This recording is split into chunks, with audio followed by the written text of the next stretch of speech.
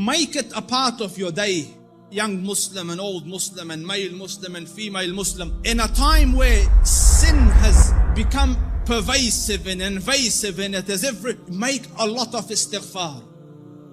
Because from the punishment of Allah Rabbul Izzah, me and you were given two safeties, two things that we could hide behind and keep the adhab of Allah away. Allah Rabbul Izzah says, وَمَا كَانَ اللَّهُ لِيُعَذِّبَهُمْ وَأَنْتَ فِيهِمْ.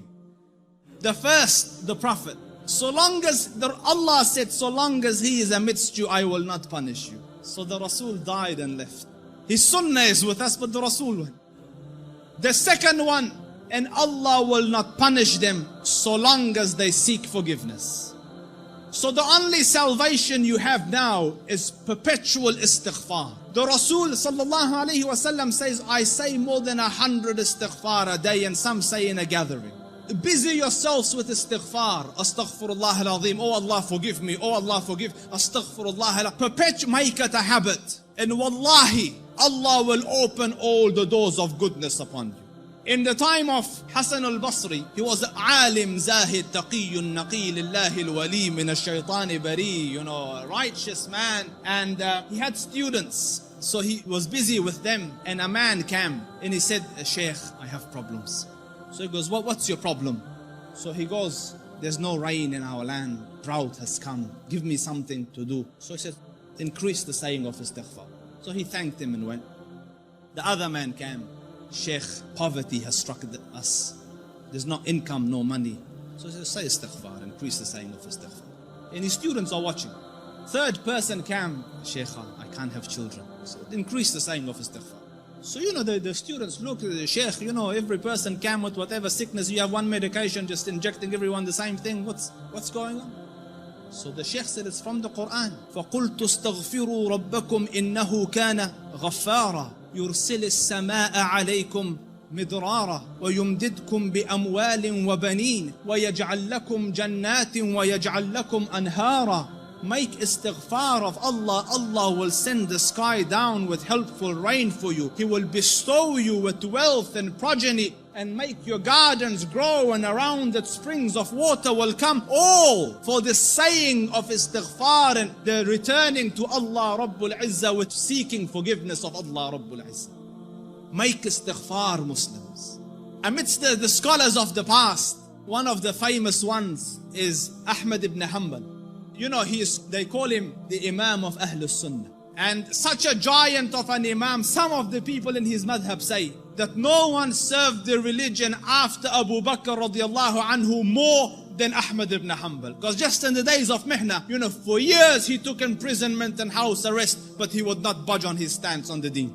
So his fame and repute extended across the Muslim land. Everyone knew him, but there was no selfies in those days, you couldn't share a picture. So no one knew. Few people around him and his students and Ahlul Ilm knew what the Shaykh looked like. Most people hadn't seen him, but they had heard about him. So Imam Ahmad went on a travel from his city to another city. And when he reached that city, night befell him. He was in a masjid and he was trying to sleep in the masjid, because in those days there was no hotels and things.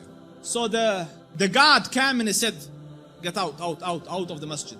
So he said, listen, I'm a traveler. I don't have anywhere to go. I will just be here till tomorrow and then I will be on my way. So he said, no, get out. So the Shaykh went and sat outside the door. Can you imagine? This was a man, who, when he used to walk, hundreds would be walking with him and they would kiss his head and hold his books. Imam Ahmad was Imam Ahmad. Now he's sitting at the door of the masjid. So he looks at him and goes, didn't I tell you to go?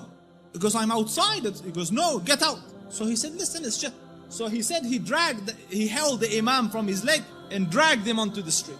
Imam Ahmad. And the Shaykh, subhanallah, And when he's landed in the middle of the road, across the road was a baker, the one that makes bread. So the baker saw him and he goes, listen, he sees in him signs of piety and taqwa. So he goes, come here and sleep in my bakery, and I'm making the dough all night and fixing the bread, because people will come at Fajr to buy, but you sleep here as I'm doing my work.